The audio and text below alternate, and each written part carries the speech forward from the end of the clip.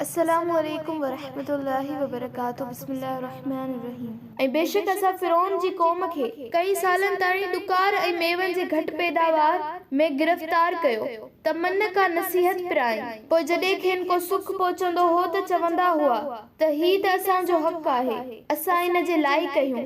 ऐं जेकॾहिं खेनि को दुख यानी तकलीफ़ मुसीबत या गम पहुचंदो हो त मूसा ऐं संदसि साथियुनि जी नहूसत या निभाग भाईंदा हुआ। खबरदार, संदन उहा नहूसत निभाग या शामत अल्लाह जी तरफ खां ही हुई, पर मंझाइनि घणा उहो न समझंदा हुआ।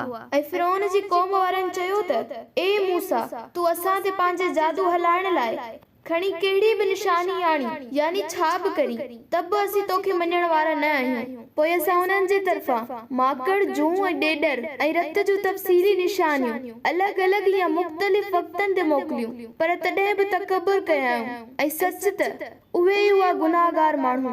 ऐं जॾहिं बि मथियुनि को अज़ाब ईंदो हो त चवंदा हुआ त ए मूसा, पंहिंजे पालणहार खां उन ई वाइदे जे वसीले जेको तोसां हुन कयो आहे असां लाइ दुआ घुर, ऐं जेकॾहिं असां त अज़ाब लाथई त तो ते ज़रूर ईमान आणींदासीं, ऐं बनी इसराइल खे त तोसां गॾु वञण जी मोकल ज़रूर ॾींदासीं। पोइ जॾहिं बि असां पंहिंजो मोकिलियल अज़ाब जेको हिकु मुक़रर कयल मुद्दत ताईं उन्हनि खे पहुचणो हुयो हटायो थे त यकदम पंहिंजे कयल वाइदे खां फिरी वेंदा हुआ। पोइ असां खाइनि पूरो इंतकाम वरितो ऐं खेनि समुंड में गर्क करे छॾियोसीं, छाकाणि त हुननि असांजी आयतुनि खे कूड़ो कयो ऐं हू उन्हनि सां गाफ़िल यानी बिल्कुलु बेपरवाह थी विया हुआ। ऐं उहा क़ौम जेका हीणी समझी वेंदी हुई तंहिंखे असां ओभर ऐं ओलह यानी शाम ऐं मिस्र जे ज़मीन जंहिंखे असां बरकत वारो कयो हो उन्हीअ जो वारिस बणायो।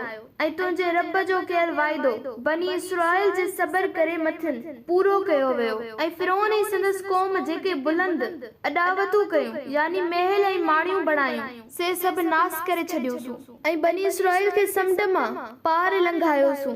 पोइ उहे रस्ते में अहिड़ी क़ौम वटि पहुता जेके पंहिंजनि हथरादू ठहियल बुतनि जा मुजाविर बणिया वेठा हुआ। ही ॾिसी मूसा खे चयाऊं, ए मूसा, असां लाइ बि हिकिड़ो अहिड़ो ख़ुदा बणाए जहिड़ा हिननि लाइ ख़ुदा आहिनि। मूसा ही ॿुधी चयो त यकीनन अवां हिकु वॾी जाहिल क़ौम आहियो। बेशक उहे माण्हू जंहिं कम यानी बुत परस्तीअ में आहिनि सो बर्बाद यानी तबाह थी रहंदियूं, ऐं जेकी कुझु हू करे रहिया आहिनि सो सरासर बातिल कम आहे।